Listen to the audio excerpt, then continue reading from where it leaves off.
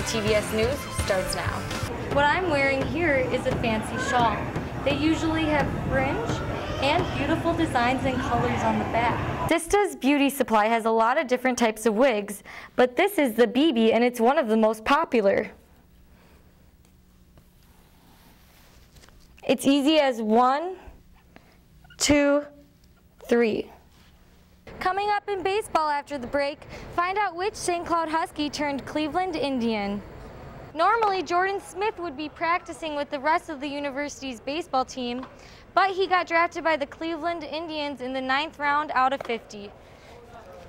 According to Dave McDevitt, who's heading the food drive, Minnesota has the largest Somali population than any other state in the country.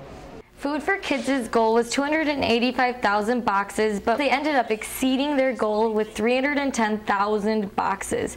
And one of these boxes feeds for 7 months. So what were exactly in those plastic bags? There was soy for protein, powdered vitamins and vegetables, and rice. It's the American Indian Center that puts on this powwow. And they put on a powwow every year in April. It starts with the grand entry and the smell of burnt sage is strong. Then the heartbeat of the drum echoes in a swirling circle reaching all corners of the building.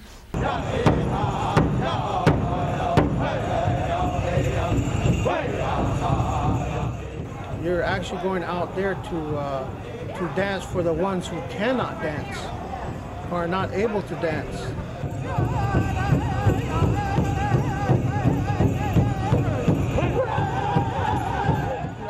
And known people that say that they've gotten well just from being in the area because of the songs and the drum beat. It's good medicine, you know. You might receive some kind of a blessing or some kind of healing, you know. It may be mentally, emotionally, physically, spiritually. We try to make a positive influence on our people and other people, even other people, different nationalities. Here's a little bit about the powwow.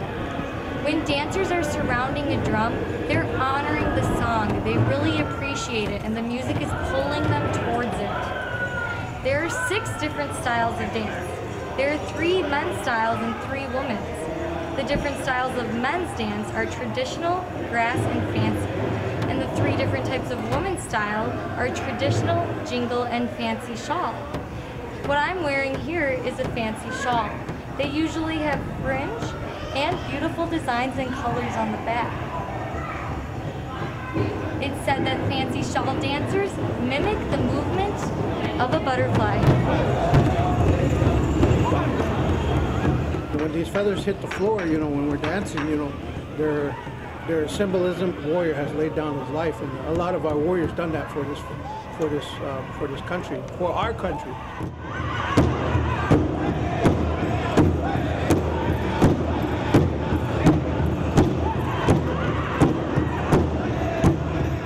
There's a powwow in Minneapolis Saturday, April 28th, called the Powwow for Hope, Dancing for Life, Love, and Hope.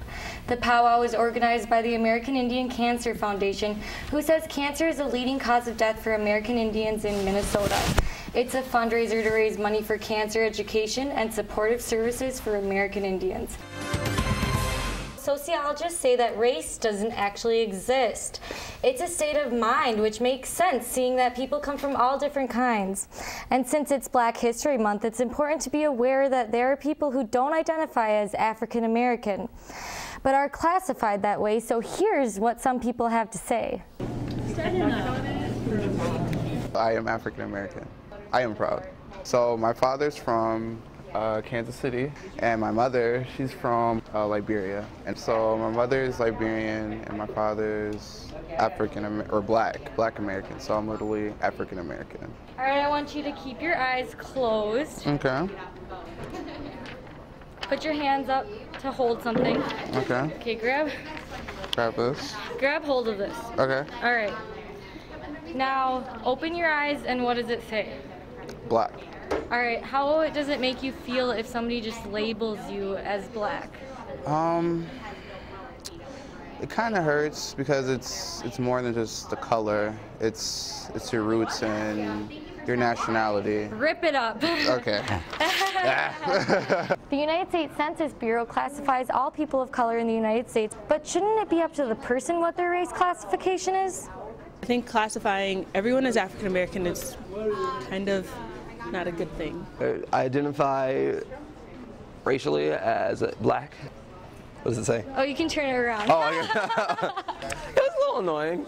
Yeah, it's just kind of like, you know, that's what everybody, I mean, I'm used to it. So everybody sees me African American. I mean, for the first, you know, for the early part of my life, I was like, yeah, I'm African American. It wasn't until recently that I started becoming more aware of who I am that I've decided to like try and just break down this idea that all identity is the same. She grew up right here, the capital city, Monrovia. So she's from right there on the very, very coast of Liberia. And then my father's all the way from right here. According to the U.S. Census Bureau, African American is the correct term, but everyone has their own preferences. So be sure to ask before you assume. So just curious, what are the different types of ethnicities, categories under people of color? There are a whole bunch of different ones. You could be African American, you could just be African, you could be Black American, you could be Black, you could call yourself Somalian, Libyan, or whatever is your personal preference.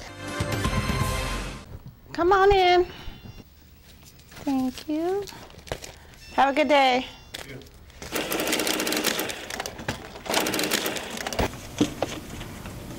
We sell t-shirts, skull caps, do-rags, grease, wave brushes, picks, combs. Well, St. Cloud has become very diverse, so I think that we need to see more African-American Black-owned businesses open. The women here in the St. Cloud area have been having to drive to the city to get their products, which is an hour there and an hour back. So I just knew that this was something that was needed and just decided to go for it. 10 and 12-inch track hair for weaving would probably be the item we sell the most of.